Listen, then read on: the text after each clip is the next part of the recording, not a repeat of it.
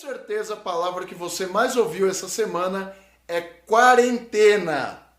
E aí o pessoal veio aqui perguntar para mim no meu canal o seguinte: Rogério, se os brasileiros que chegaram hoje no Brasil provenientes da China, lá de Wuhan, vão ficar em quarentena, por que a quarentena que eles vão fazer é de 18 dias e não de 40? Se você quer entender o que está acontecendo no presente, você tem que conhecer o passado. E eu vou te levar até o século XIV. Antes de você conhecer a origem da palavra quarentena, me ajuda aí.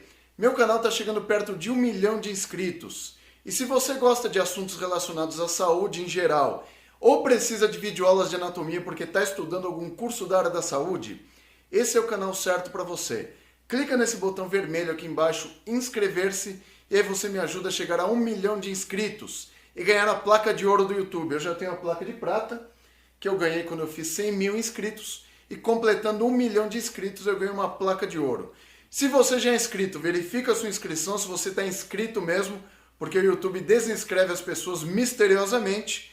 Ativa o sininho para receber as minhas notificações, dá o joinha e compartilha esse vídeo para todo mundo conhecer a origem do termo quarentena. Hoje é dia 9 de fevereiro de 2020, meu aniversário, então me dá os parabéns aqui nos comentários do vídeo e vamos atualizar os números do coronavírus de 9 de fevereiro de 2020. Já são 37.500 pessoas infectadas pelo mundo e 812 pessoas mortas, ainda mantendo os 2% de letalidade do coronavírus, desse novo coronavírus. No século XIV, houve a maior epidemia da história da humanidade, que foi a peste negra, ou peste bubônica, que ela levou esse nome porque quando a pessoa adquiria a peste bubônica, que era provocada por uma bactéria proveniente do carrapato, que infectava os ratos, que infectava os humanos. Quando os humanos pegavam peste bubônica, ou seja, pegavam essa bactéria, eles começaram a ficar com os gânglios inchados no pescoço, na axila e na virilha.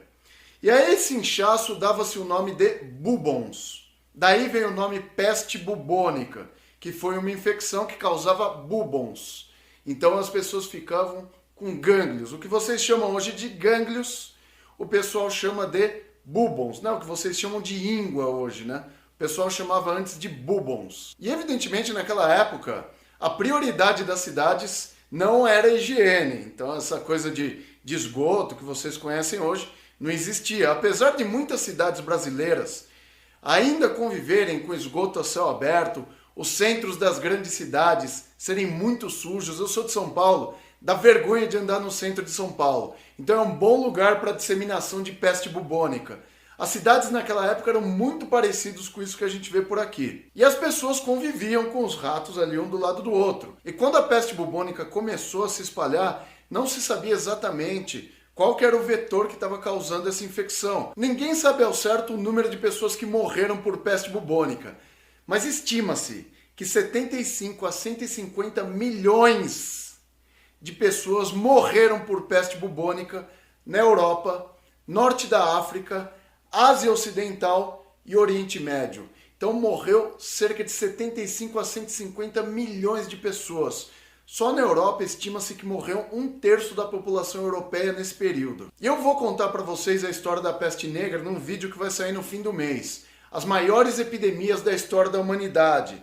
Então se inscreve aqui no canal que no fim do mês vão sair as maiores epidemias e você vai conhecer todas elas. E evidentemente isso acontecia porque a maior parte das viagens que se faziam entre a Europa, norte da África, Ásia e Oriente Médio eram feitas por navios. Então evidentemente esse era o maior vetor para você trazer doenças. E tiveram várias epidemias naquela época. Então era muito comum a presença de epidemias, por causa da falta de higiene que era presente naqueles tempos. E quando começaram a perceber que estava morrendo muita gente por isso, lá no porto de Veneza, e geralmente essas doenças se espalhavam por cidades portuárias, justamente por causa que era o meio de transporte mais comum, porque não tinha avião no século XIV, lógico, então as viagens eram feitas de barco ou de navio, coisas maiores, para levar uma população maior. Então tinham várias viagens que eram feitas.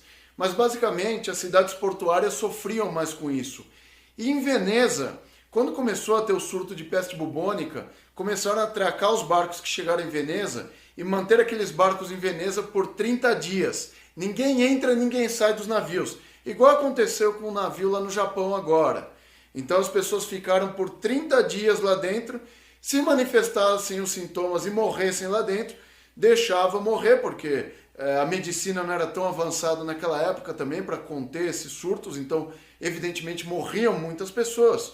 Só que aí deu-se esse prazo de 30 dias, tá? Porque eles acreditavam que era o período de incubação da peste bubônica. E depois do término da peste bubônica, cerca de 70, 80 anos depois, já no século XV, lá em Veneza mesmo, determinaram o termo 40 giornos como período de incubação para quando houvesse algum tipo de epidemia parecida com a peste bubônica. Então, quando começasse a ter uma epidemia, eles já iam atracar os barcos e manter as pessoas ali por 40 giornos, 40 dias. Daí veio o termo quarentena. Então, é um termo que veio proveniente da Itália, em Veneza. Eles chegaram nesse termo quarentena, né, 40 giornos, no século XV, porque eles começaram a acreditar que o período de incubação dessa bactéria que provocava a peste bubônica era de 37 dias. E aí, por segurança,